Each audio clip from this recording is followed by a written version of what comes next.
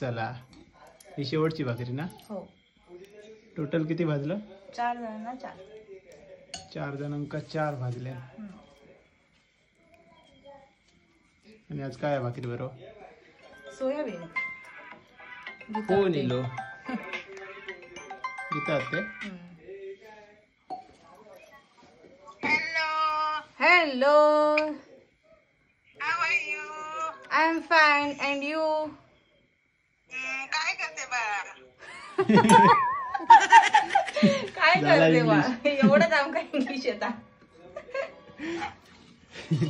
वा भाकरे वाजते भाकरे.